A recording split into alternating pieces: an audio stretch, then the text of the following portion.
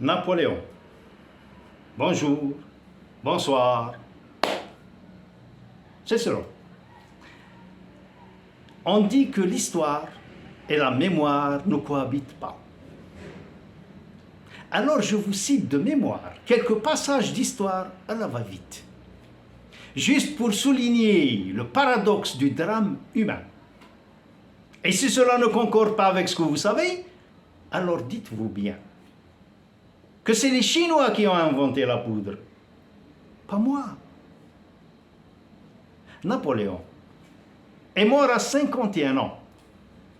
Entre parenthèses, je veux juste souligner la petitesse physique de cet homme face à la grandeur de sa vanité. Parce que Napoléon était surtout amoureux de lui-même. Quelque part, peut-être qu'il n'arrivait pas à croire qu'il n'était qu'un humain. Et rien d'autre que cela. Confiné à l'île d'Elbe en 1814, il s'évade, rallie la population sur son passage, forme une armée de briques et de brocs. Tous les vétérans et les bonapartistes le rejoignent. Il rentre à Paris, chasse Louis XVIII du trône et livre sa dernière bataille qu'il perd avec fracas à Waterloo, le 18 juillet 1815. C'était les 100 jours de Napoléon. Au fait, l'ironie de la chose, le coup d'État du 18 Brumaire, c'est aussi un 18 juillet qu'il a porté au pouvoir suprême. Emprisonné une fois encore à Sainte-Hélène cette fois-ci, sous la surveillance des Anglais, il meurt en captivité à 51 ans. Allah yarham manzaru khafif. Pendant les 100 jours, à peine libre, au lieu de consolider sa position, d'étendre son autorité, de faire des alliances, en résumé, de corriger les erreurs du passé, il ne trouve rien de mieux à faire que de jouer le reste de sa vie à quitte ou double. Avec en face de lui le général Wellington et ses alliés, les Allemands, les Hollandais et les Belges. Napoléon a régné une quinzaine d'années sur l'Europe.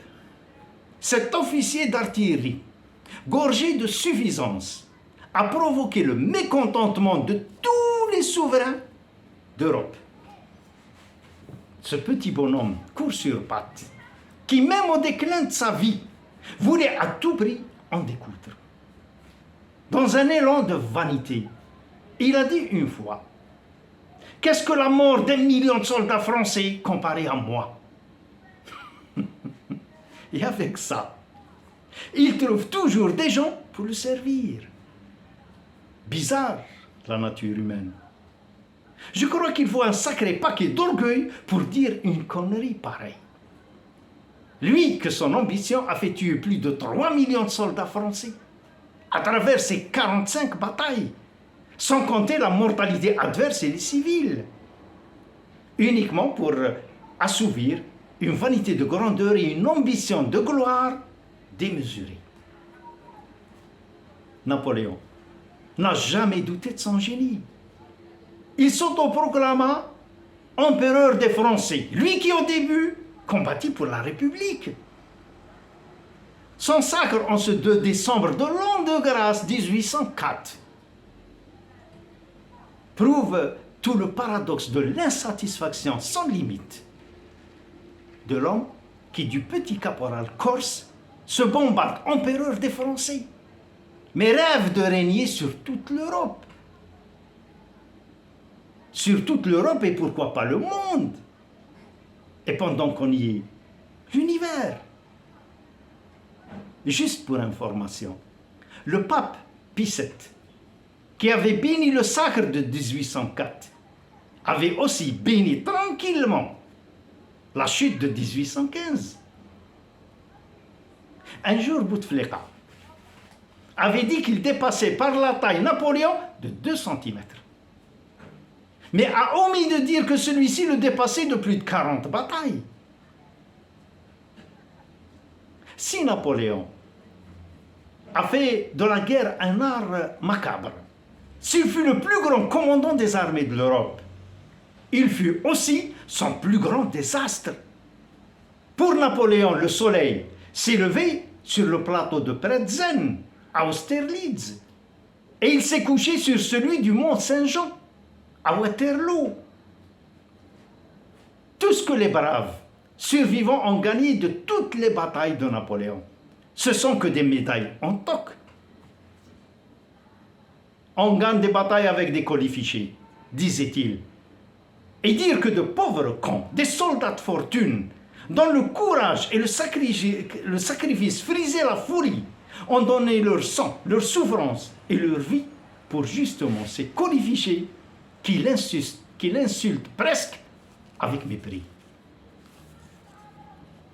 On est toujours le con de quelqu'un, disait Pierre Perret.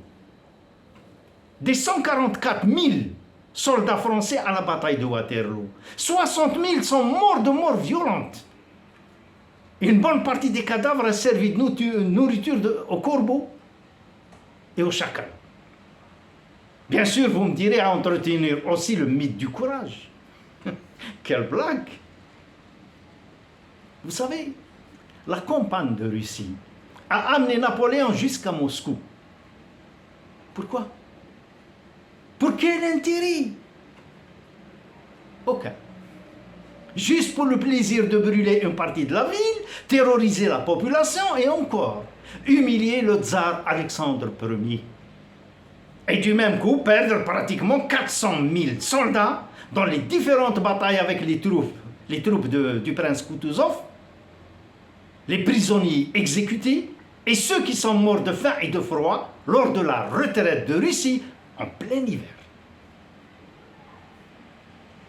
Napoléon avait dit un jour, « Du sublime au ridicule, il n'y a qu'un pas. » Et je crois bien qu'à Waterloo, il avait franchi ce pas. À la fin de la bataille de Waterloo, le général Wellington, chef de la coalition contemplant les pertes humaines, a eu cette mémorable phrase. Après une bataille perdue, ce qu'il y a de pire au monde, c'est une bataille gagnée. Mes amis, moi, j'adore Aristote. Surtout quand il dit, vous savez, ce que nous sommes capables de faire, nous sommes aussi capables de ne pas le faire. Mais unlike, vous pouvez le faire sans remords de ne pas le faire. Merci.